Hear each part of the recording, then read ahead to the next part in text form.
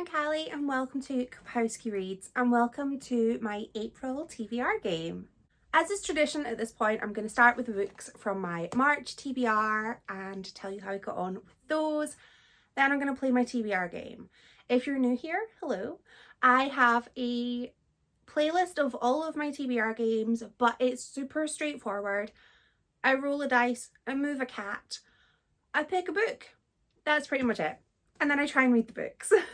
I don't always succeed, but I do always try. So my March TBR was pretty short. I only had 4 books. The first book was a classic and I'm actually kind of still reading it. The White Album by Joan Didion. I'm only like 33 pages in. I don't really know too much about what it's about yet. I don't dislike it, but I'm not immersed yet. It's set in the 60s. I just know it's kind of all about like Joan Didion in the 60s. That's pretty much it. I will finish this book before the end of the month though, because I don't have I was going to say I don't have much to go. Percentage wise, I have loads to go, but page wise, not so much because it's a small book. Next was an anticipated read and I went with Aesthetica by Ali Rowbottom. If you've seen my I think my most recent vlog, yes, I think it's the most recent one. I didn't love this book. I actually don't think I mentioned in the vlog that features this just how many traumatic moments there were. There's no trigger warnings in this book, but there's a lot of things in this book and it left me not feeling overly good. So I didn't love it. I'm gonna go with that. Next was a 5-star prediction. Ding, ding, ding. A sharp scratch. It got 5 stars. I love it. I love this author. And she is 1 5-star away from becoming one of my auto-buy authors. My self-imposed rule is 3 5-star ratings and you're in. Unless like I have, 3 5 stars and like 6 2 stars, then not so much. But if I'm consistently getting 5 4-star ratings off of an author, I know they're one for me. And I think fairly certain whatever Heather Darwin comes out with next, I'm gonna love. Like I loved this and like I loved her last book that I'm not ready to stop talking about anytime soon. And my final book was a book with pink on the cover. I went with She's Always Hungry by Eliza Clark. I'm actually not reading this month. I'm choosing not to, not as a DNF or anything like that, but I went to start reading this book and I saw, oh, there's a list of the trigger warnings. So I like to have a little look, get myself prepared. And I really respect the way that the trigger warnings have been presented in this book. They're at the back and it tells you which triggers are in which stories. And in a normal month, I would be okay reading this book. After reading Aesthetica, I didn't feel ready to go and read another book that has abusive elements, assault, disordered eating, and misogyny. I don't feel like that's a smart move to read a book with that many distressing pieces of content. It's too much to read 2 books that have that for me. I think it would just put me in a little bit of a slump and I don't want to be in a slump. I want to read books and I want to love them. So I am going to read this book another time when I haven't read anything else that features distressing scenes that are going to be maybe a little similar to this. So of my 4 books, I finished 3 of them. Well, I will finish 3 of them. Loved one, didn't love another. I don't know about the other. I will learn and that will be interesting for me too. But let's get on to my April rules. I'm very excited. TBR game for April, rule number 1. 8. 1 2 3 4 5 6 7 8. That is pink, which is a reading goal. First up was a pink prompt, and this is a book that meets a reading goal that I have. I have a lot of reading goals. They are mainly this year I want to read books I physically own. It's a noble goal. I'm doing okay. I want to reread books that I have previously enjoyed.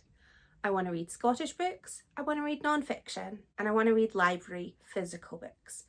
Those are all of my goals. So I could pick anything, and I felt a little overwhelmed by choice. So I looked to my priority picks for this year, and I'm going with a non-fiction, Toxic by Sarah Ditham. I'm currently loving reading non-fiction, and this is non-fiction about the way that the media treated women in the 2000s. And I think I'm gonna love it. I've wanted to read this book for well over a year. All throughout my low spend year, I was like, I want this book. I want it, I want it, I want it. And then when I finished my low spend year, I bought it, and I regret nothing other than not reading it before now. This is gonna be a sort of deep dive into the cultural impact of the early millennium on women, whether they are celebrities or not. And I am such a sucker for anything that is like 2000s focused. Basically, if something is set between like 1996 and like 2000 and I think I'd maybe go to like 2010. I think those are like my kind of like core nostalgia years. I feel that this is quite a good sort of book to read after reading Pixel Flash, which focused on the toxic influence of social media on beauty. I think this is just kind of like a nice little stepping stone, so I'm very excited to carry on that theme. Rule number 2, hopefully a better actual rule. Hey, 17. 1, 2, 3, 4, 5, 6, 7, 8, 9, 10, 11, 12, 13, 14, 15, 16, 17. That is blue, not purple. There. Ooh, gifted. Next was a blue prompt, and this was a book that was gifted.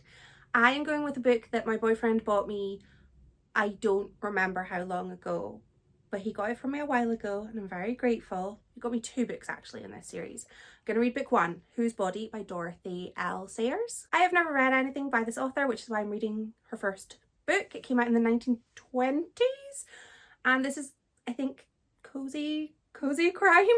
We're thinking sort of Agatha Christie-esque. You know, of course, 2 women writing crime books in the same time period are gonna get likened to each other. I think that's just, I don't know if they are actually similar in style, but I'm gonna find out. This surrounds a nude corpse of a man showing up in a bathroom, and people are like, oh, why is he here in this bathroom, and probably why is he dead? I'm very excited to read this. I've been meaning to get to it, but you know, the same old story of I just never got the time or never got round to it. I'm gonna get round to it. Again, it's quite short, and I do, if I like this, which I hope I will, I've got the next book in this series, and I think there's 11 books in this series, and I've got more things to read if I do like it. Rule number 3. 5. 1, 2, 3, 4, 5. A 5-star prediction. And rule number 4. 15. I don't have 1, 2, 3, 4, 5, 6, 7, 8, 9, 10, 11, 12. I don't have 15 spaces. Oh, it's short. And my TBR game was being oddly really kind to me. I think it knows I've been a bit of a slower reader this month and last month. Maybe I'm in my slow reading phase of life. This is my final roll. 3 books. So I'm actually gonna pick kind of 2 books for this prompt. I need to pick a 5-star prediction. So I'm going to pick for that I Am the Dark That Answers When You Call by Jameson Shea. And the other book I'm adding on is I Feed Her to the Beast and the Beast is Me.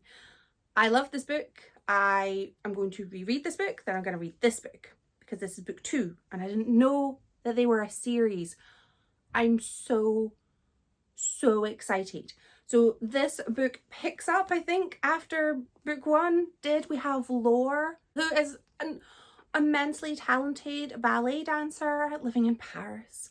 She's made a deal with a demon in this kind of underground cavern. It's glorious. There's a river of blood. Why would you not make a deal? And so that happened in book 1. Book 2 picks up after that. There are events. We must pick up pieces afterwards. And Laura's trying to deal with what has happened and kind of loses herself in like the debauchery of Parisian life. And I think that's going to be glorious to read about. And then bodies start to show up. And before we know it, there's an army of monsters. What are we gonna do? I'm so excited about this. I absolutely loved I Feed Her to the Beast and the Beast Is Me. It was one of my favourite books of, I think I read it in 2023. Adored it. Again, did not shut up about it for ages. I'm prepared to not shut up about this book for ages as well. I think I'm gonna love it. Just a wonderful main character. I am a sucker for like anything about dance. I can't dance. In fact, I was once asked politely to leave a cardio hip hop dance class. I was holding up the rest of the class. I'm okay with this. I was not skilled. I used to do ballet and Irish dancing, not with any talent, just with a lot of enthusiasm. But dance, rhythm, not my thing. Not skilled. But I love reading things about dance, and I love a dance movie. Center Stage is one of my favorite films. I love things set in Paris. I love female leads.